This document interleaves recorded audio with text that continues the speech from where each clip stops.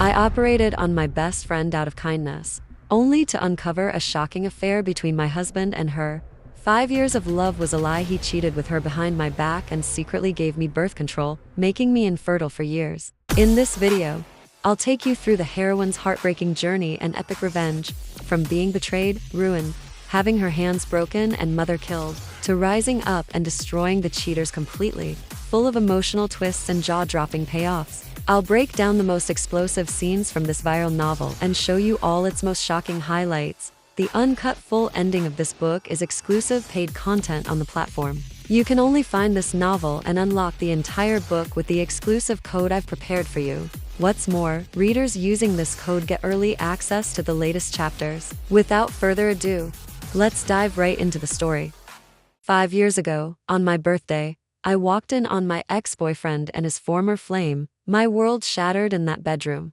But amidst the wreckage of that public humiliation, I met Simon. He had been betrayed too. We were two broken souls who found a twisted kind of symmetry in our pain. People called us a fairy tale, the two jilted lovers who found a second chance. Eventually, we married. I never imagined that history wouldn't just repeat itself. It would come back for blood. The day it happened, I had just finished performing a delicate reconstructive surgery on my best friend, Daisy. She was still drifting in the hazy, post-anesthetic fog of the recovery room. I leaned down, whispering instructions in her ear. I told her she had to be careful, no intimacy for at least 2 weeks. I told her she needed to make sure her boyfriend showed some restraint. The words had barely left my lips when Simon, who had been waiting in the corner of the room, spoke up. His voice was laced with a chilling, restless edge. 2 weeks, he asked, his tone bored yet sharp. I don't think I can wait that long. I froze. The surgical forceps in my hand began to vibrate against my palm. I couldn't breathe. He didn't look at me. He looked at Daisy, his lips curling into a dark, playful smirk as if he were lost in a private, filthy memory. You have no idea, do you? Every time I was with her, I made sure to call you. I'd let her make just enough noise, hoping you'd hear, but you were always too oblivious, Claire. You never caught on. He paused, a low chuckle escaping his throat. Take last week, for instance, your birthday. Remember how she called you crying, saying she was too sick to come to your dinner? I was pinning her to the mattress while she was on the phone with you. I didn't stop for a second. She was so scared you'd recognize her voice that she bit her lip until it bled, and there you were, like a pathetic little saint, whispering comfort into the receiver. Each word was a shards of glass driven straight into my chest. My blood turned to ice. The man who had rescued me from betrayal 5 years ago was the one holding the knife this time. Simon, my husband. I stood there, paralyzed, the sterile air of the hospital room suddenly suffocating. My throat felt like it was filled with dry sand. Why? I managed to choke out. My eyes were burning, the heat of the betrayal finally reaching the surface. Simon didn't even have the grace to look guilty. He actually took a moment to think about it, as if he were weighing a business decision. I guess because she's actually willing to please me, he said casually. Unlike you, all you do is hover and obsess. You're paranoid, Claire. You act like a mental patient, constantly looking for ghosts of affairs that weren't even there until they were. Sometimes, when you push a man away with your baggage, he eventually decides he doesn't want to come back. With that one sentence, he shoved me into the abyss. Ever since I caught my ex 5 years ago, I had struggled with trust. It was my shadow. I would spiral over a stray hair on Simon's coat or a scent of perfume I didn't recognize. But every single night, Simon would hold me through my panic attacks. He would look me in the eye with such fierce conviction and swear, even if the whole world fails you, Claire, I will never be the reason you cry. I believed him. I built my entire life on that belief. The reality hit me like a physical blow to the face. Who started it? I asked, my voice trembling. Simon hummed thoughtfully. I did. Every time I look at you, I think about the fact that you carried another man's child in your womb. It makes my skin crawl. That's why I've been slipping birth control into your vitamins for years. I couldn't stomach the thought of you having my baby after that. He looked at the sleeping woman on the bed. Daisy was the perfect choice to give me what you couldn't. My heart didn't just break. It disintegrated. For years, I'd been torturing myself with fertility treatments, thinking my body was failing me because of the complications from my past abortion. I thought I was broken. I didn't realize I was being poisoned by the man I loved. Daisy stirred, the anesthesia making her moan softly. She murmured, Simon, baby, and shifted restlessly. Simon immediately pushed past me, his hand reaching out to stroke her hair with a tenderness he hadn't shown me in months. I remembered when Daisy first started dating this mysterious new guy. She'd bragged to me about how many times they went at it in a single night, the positions, the intensity. I had been happy for her. I'd offered to do this surgery for her for free, as a bestie gift. Joking about her sexual wellness, the irony was a sickening, metallic taste in my mouth. 5 years ago, when I was cheated on, Daisy had been the first one there. She'd slapped my ex across the face. "You ever hurt my girl again, I'll kill you," she'd screamed. She was my rock, my sister. It was all a lie, a long orchestrated performance. I walked out of that room. I called my psychiatrist and told them I was done with the expensive prescriptions. Then, I called my lawyer. "I need a divorce. Get the papers ready today." My colleague from the psych department stopped me in the hallway, her face full of concern. "Claire, you're in a crisis state. If you stop your meds now, you won't be able to handle the fallout." I forced a hollow laugh. "I've realized something. I don't want to be cured anymore." I went to the pharmacy, bought a bottle of chronic sleep aids, and locked myself in the hospital bathroom. I sobbed until I couldn't breathe, the pills burning as I swallowed them dry, clutching the porcelain of the toilet to keep from collapsing. My phone buzzed, a text from Daisy. "The surgery worked wonders, babe. My guy and I just did it 6 times. It's a little sore, but he's so gentle I forgot the pain. Next time, help me with the restoration project." He says he wants to feel like it's the first time again. The words on the screen blurred. My head felt like it was exploding. When I tried to buy painkillers at the pharmacy counter, the clerk told me my card was declined, frozen. I checked my feed. Daisy had posted a picture of a designer handbag. My amazing man gave me the keys to the kingdom. Financial freedom feels so good. I laughed at the absurdity of it. I walked home, my body heavy, my feet barely moving. When I opened the door to our penthouse, I found the floor littered with lace lingerie and used condoms. Simon was sitting on the sofa, a glass of scotch in one hand and a vivid red scratch on his bare chest. "You should really call before you come home, Claire. It's awkward for everyone if you just barge in." I stared at the mess.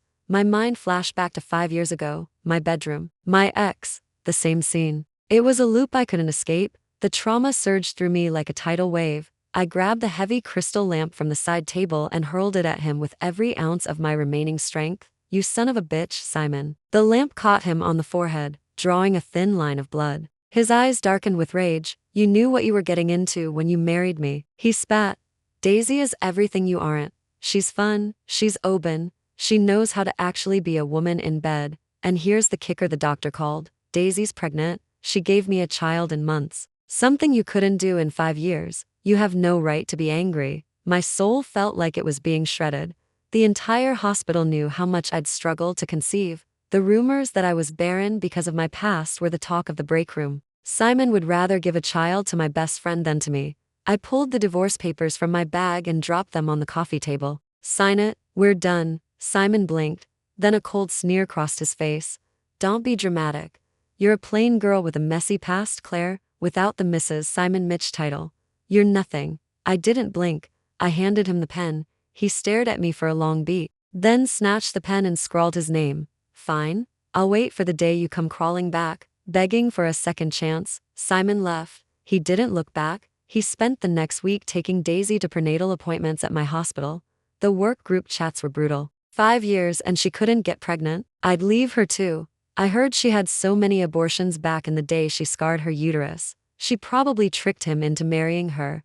I ignored it all. I packed my life into 2 suitcases while the world gossiped. I fell into a feverish sleep, haunted by nightmares, until a call from the chief of surgery woke me. "Claire, get to the hospital now. Daisy's surgery. There's a complication, a big one." When I arrived, Simon was waiting in the lobby. He didn't say a word. He just stepped forward and backhanded me so hard I hit the floor. "You sabotaged her," he roared, his face contorted with hate. "Her incision is severely infected. You did this on purpose." The taste of copper filled my mouth. I wiped the blood from my lip. "I didn't." Daisy came limping out of the exam room, draped in a hospital gown, weeping. "Claire, I trusted you. I let you operate on me because I thought you were my friend. Did you do this because of Simon? I'm going to be disfigured. I'll never be able to show my face." I knew she was lying. I could see the overacting. I stepped toward her to check the wound myself, but she suddenly gasped and threw herself backward, hitting the floor with a sickening thud. My baby. My stomach. Simon's face went pale. He lunged for her, pulling up her gown. The crowd gasped. Blood was everywhere. Simon looked at me, and for the first time, I saw true, unadulterated disgust. She was your best friend. How could you be this cruel? I stood there, and then I started to laugh. It was a jagged, broken sound. Best friend? She doesn't even know the meaning of the word. Daisy whimpered, clinging to him. I was going to let you be the godmother. Claire, I was going to let you be part of his life. How could you? Simon turned to his security detail. Break her fingers, he said, his voice a low, terrifying whisper. I want to make sure she never touches a scalpel again. I fought, I screamed, I begged. I didn't do it. Simon, stop. He didn't stop. He turned his back. A heavy boot stepped on my wrist. Then, the sound of a bone snapping. Crack. My scream echoed through the sterile hallways of the hospital where I had saved hundreds of lives. Crack, crack, one by one. They broke the fingers of my right hand. The pain was blinding. A white-hot sun exploding in my brain. Simon covered Daisy's eyes, whispering that it was too gruesome for her to see, as if I was the one being offensive. I collapsed into a heap of agony, my voice gone, my career dead. The chief of surgery walked over and dropped a termination letter on my chest. We don't employ monsters. Claire, get your things and get out. I lay there on the cold tile, gasping for air. Get her to a room, Simon muttered, his voice shaking slightly. Patch her up. That night, Simon sent me a meal, my favorites. I didn't touch a bite. I stared at the ceiling until the sun came up. On the day I was discharged, my mother called. She was hysterical. Claire, the restaurant, they're destroying the restaurant. I rushed there, my hand in a heavy cast. My mother's small bistro, the place she'd spent 30 years building, was a wreck. Simon was there. He threw his phone at me. It was a local news alert. Shocking. Private photos of patient leak by disgruntled surgeon, allegations of STDs and malpractice. The post included photos of Daisy's surgery and a forged medical report claiming she had a contagious outbreak. Your parents leaked these, Simon said, his voice like dry ice. Don't bother denying it. You used them to get back at Daisy. I was willing to let the surgery thing go. But this, you're trying to destroy her life. I didn't, I whispered. Suddenly, a bucket of red paint was splashed over my head. A mob of activists, Daisy's followers, swarmed the shop. Murderer. Malpractice. You have no ethics. You're a monster. They called for a boycott of my mother's restaurant. They threw chairs, smashed the windows, and tore the sign from the door. My mother collapsed. Her heart couldn't take it. She hit the floor, her eyes rolling back. Simon sat in his car, watching through the tinted glass, unmoved. I crawled to his door, begging like a dog, please. Make them stop. She's dying. Simon rolled down the window. He looked at the red paint dripping off my face with pure revulsion. You're the Mrs. Mitch. Have some dignity. Stop embarrassing me. He drove away. The tires of his Bentley rolled over my ankle. Snap. I didn't even scream this time. The pain was just another layer of the void. I looked back. My mother was pinned under a heavy commercial refrigerator that had been knocked over. She wasn't moving. I tried to reach her, but the mob blocked me. Phones out, live streaming my misery. Look at the doctor now. Justice for Daisy. I clawed at the door until my fingernails ripped off, leaving bloody trails on the wood. I washed through the glass as my mother took her last breath. My heart didn't break, it died. The crowd didn't care. Apologize to Daisy, they chanted. I knelt on the pavement, my expression blank. I reached into my bag and pulled out the entire bottle of sleeping pills. In front of the cameras, in front of the world. I swallowed them all. Oh, look at her acting. Fake pills for a fake suicide. Someone yelled. I kept swallowing until the bottle was empty. The world began to tilt. The voices grew distant. Wait, she's actually turning blue. Call an ambulance. But as the last pill went down, the darkness finally, mercifully, swallowed me whole. 3 hours later, Simon Mitch scrolled past a trending notification. His heart stopped as he read the headline. Wife of tech mogul commits suicide on livestream, pronounced dead on arrival. Want to see the heroine's ultimate revenge, ruining her husband and fake best friend for good? This novel is exclusive paid content on the platform, so I can't show you the full book in this video. I've prepared an exclusive unlock code for you. 446,252. Copy the code, open the MotoNovel app, and you'll be directed straight to this novel's page to unlock all subsequent chapters. Watch the thrilling finale of the heroine's powerful comeback.